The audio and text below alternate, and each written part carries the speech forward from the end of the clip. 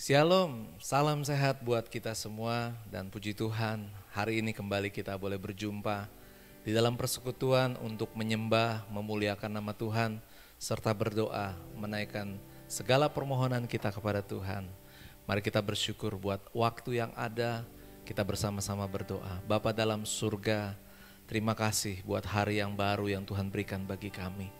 Sebagaimana kami ada hari ini Tuhan, sungguh terlalu indah dan besar kasih dan berkat-Mu bagi hidup kami.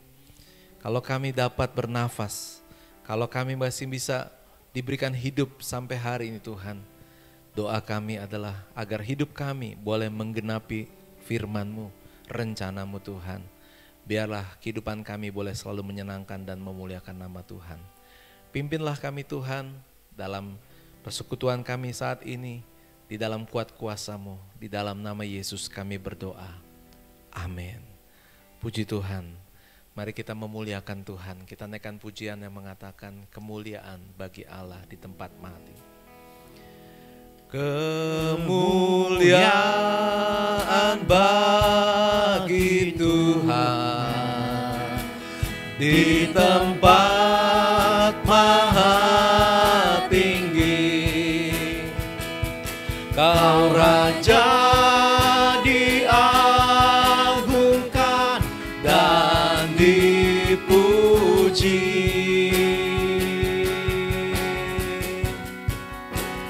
Datanglah kerajaan-Mu, jadilah kehendak-Mu. Seluruh bumi penuh kemuliaan-Mu. Sekali lagi kita muliakan Tuhan. Haleluya. Kemuliaan di tempat maha tinggi. Di tempat maha tinggi. Haleluya. Kau Raja diagungkan dan dipuji.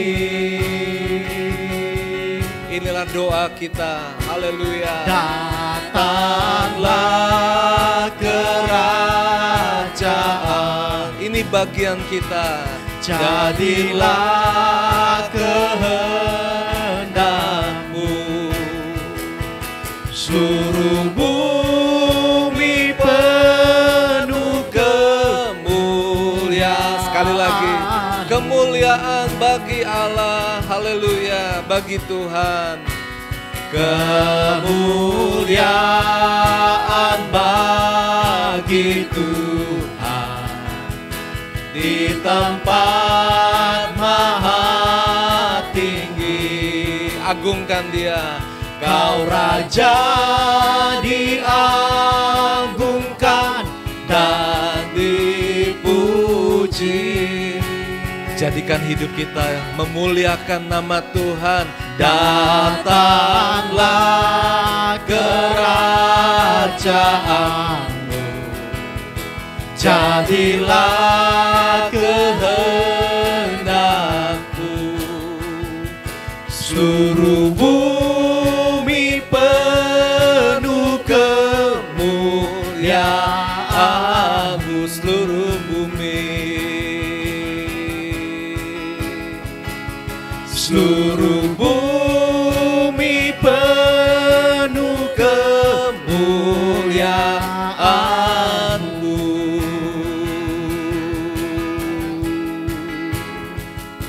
Seluruh bumi penuh kemuliaan-Mu. Haleluya.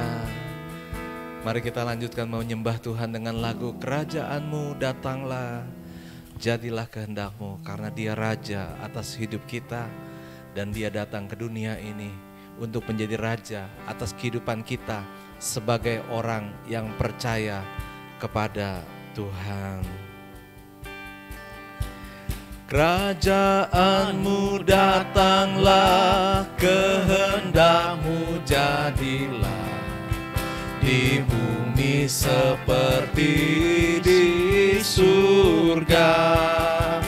Kerajaanmu datanglah, kehendak-Mu jadi di bumi seperti di surga. Di surga muliakanlah Raja, segala raja, penguasa di udara diruntuhkan. Biarlah nama Tuhan ditegakkan sekarang, kemuliaan kuasa-Nya atas kita. Kerajaan-Mu datanglah, kehendak-Mu jadilah, di bumi seperti di surga. Kerajaan-Mu datanglah, kehendak-Mu jadilah, di bumi seperti di muliakanlah, muliakanlah Raja, segala raja, penguasa di udara diruntuhkan. Biarlah nama Tuhan ditegakkan sekarang, kemuliaan kuasa-Nya atas kita. Kerajaan-Mu datanglah, kehendak-Mu jadilah, di bumi seperti di bumi seperti di surga, di bumi seperti di surga. Haleluya. Bapak Ibu Saudara yang dikasihi Tuhan, kita sudah ada di bulan Desember. Dan di bulan Desember ini kita bersama-sama memperingati akan kasih Tuhan yang begitu besar akan dunia ini. Sehingga Allah mengaruniakan anaknya yang tunggal, supaya setiap orang yang percaya kepadanya tidak binasa, melainkan beroleh hidup yang kekal. Yesus yang adalah anak Allah, Dia Raja yang datang ke dunia. Kalau Raja datang, berarti kehadirannya dirasakan, kerajaannya datang. Bapak Ibu Saudara yang dikasihi Tuhan, kalau kita melihat sebelum Raja itu datang, maka pasukan sudah mempersiapkan segala sesuatunya, dipersiapkan dengan baik dan lengkap. Belum lama ini kita melihat ada satu peristiwa besar di bangsa kita ketika ada suatu pesta pernikahan Bapak Presiden kita buat anaknya. Bagaimana di kota Jogja dan di kota Solo segala sesuatunya dipersiapkan dengan baik. Karena yang mengadakan pesta adalah presiden, seorang pemimpin. Demikian juga Bapak Ibu Saudara, kita bisa membayangkan waktu Tuhan datang ke dunia ini, seharusnya Dia datang sebagai Raja dengan segala kemegahannya. Tetapi Yesus, Dia datang di dalam keadaan yang luar biasa. Hanya malaikat yang mengatakan bahwa kemuliaan bagi Allah di tempat yang maha tinggi. Malaikat di sorga, bala tentara sorga yang memuliakan Allah, yang memberikan kabar baik kepada para gembala, sehingga gembala yang di padang rumput mendengar akan berita ini dan mereka bergegas ke Bethlehem untuk menjumpai bayi yang baru lahir, Yesus Kristus, ke dunia ini. Saudara yang dikasihi Tuhan, Yesus datang bukan dengan kemegahannya agar semua orang dapat datang kepadanya.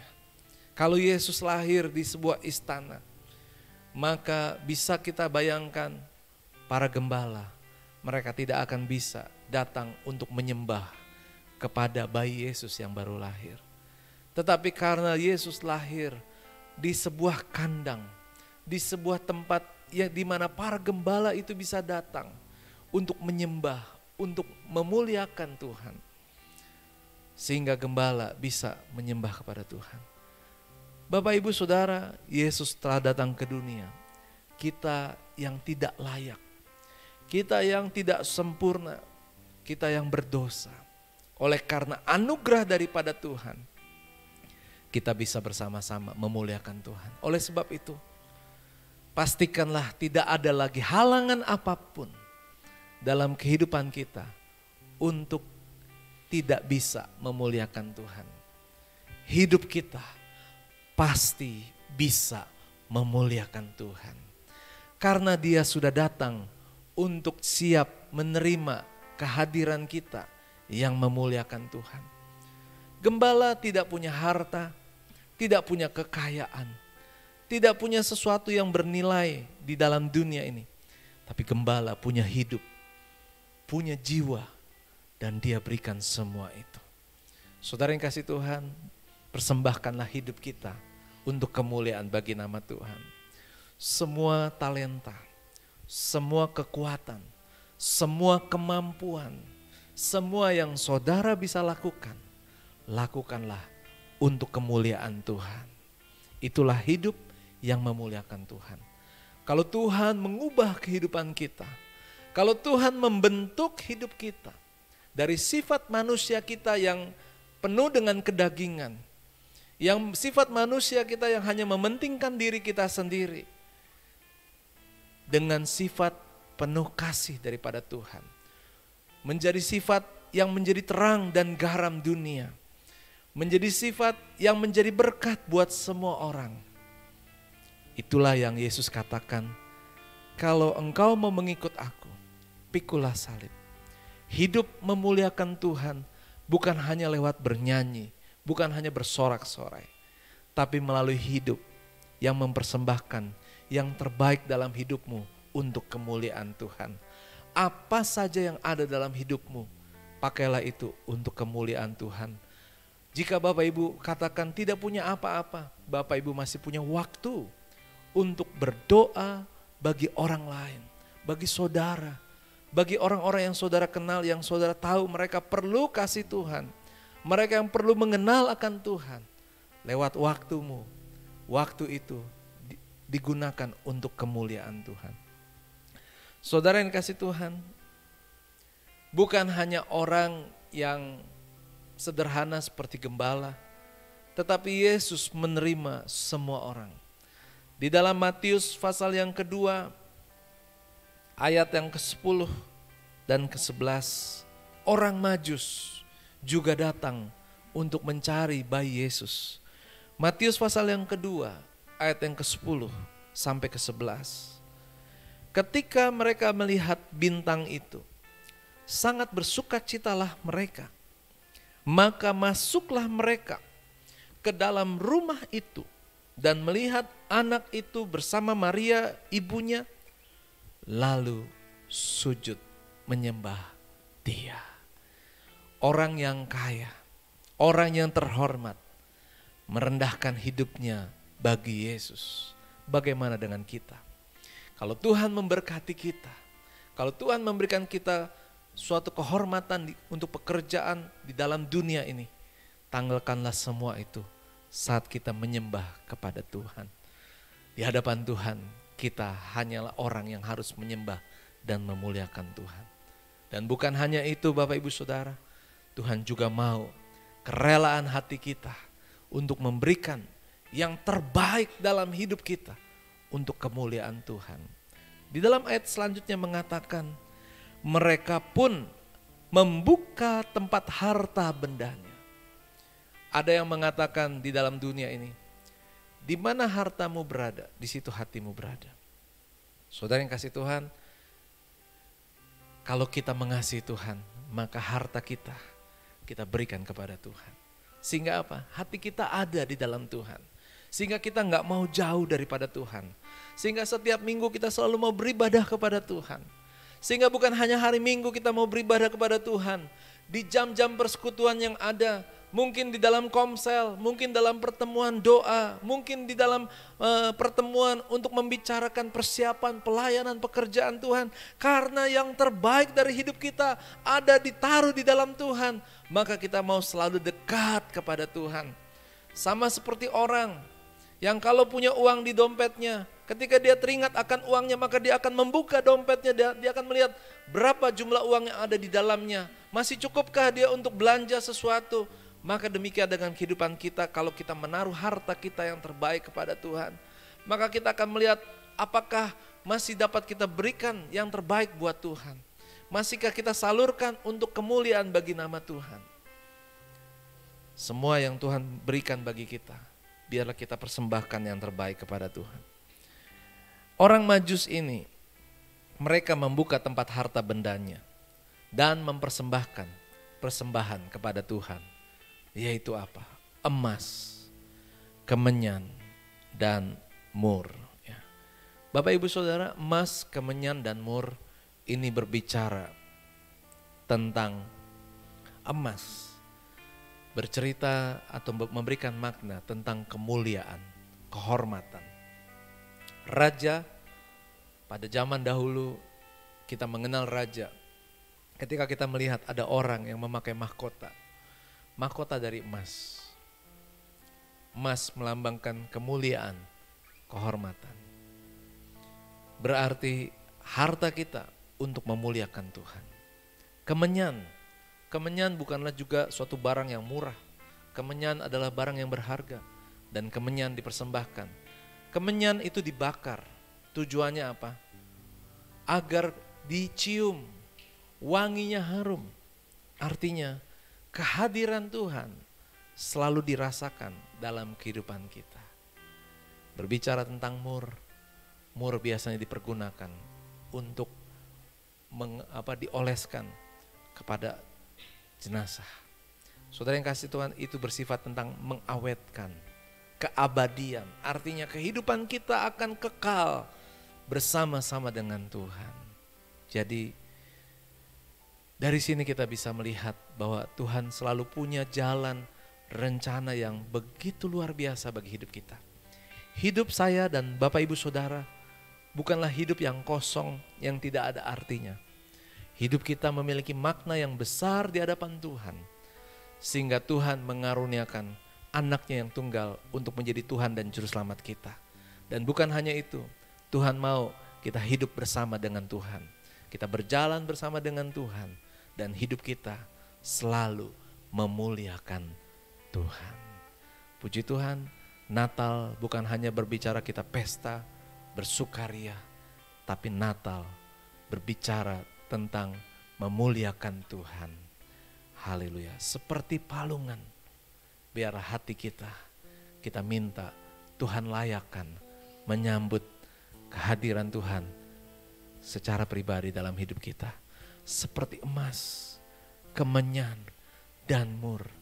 Biar hidup kita berkenan kepada Tuhan. Mari mengucap syukur.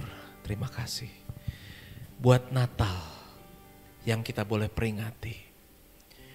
Buat Natal yang kita sudah kenal sampai hari ini. Tapi saya mengajak hari ini lebih dalam lagi. Kita merenungkan tentang arti Natal. Natal bukan hanya berarti dalam arti yang sangat sederhana.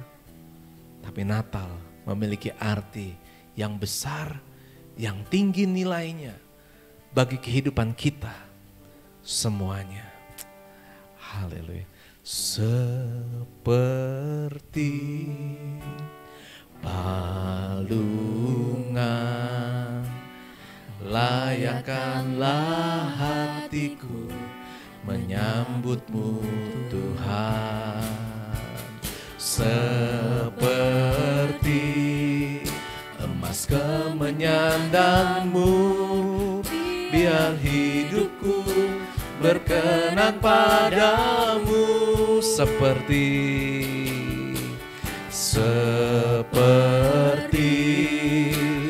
palungan, layak muliakanlah hatiku menyambutmu Tuhan. Seperti emas kemenyan dan mur, biar hidupku berkenan padamu. Sebab Natal tak akan berarti tanpa kasih-Mu. Lahir di hatiku hanya bersamamu, Yesus, ku rasakan selalu. Indahnya Natal di hatiku, sebab Natal tak akan berarti tanpa kasih-Mu.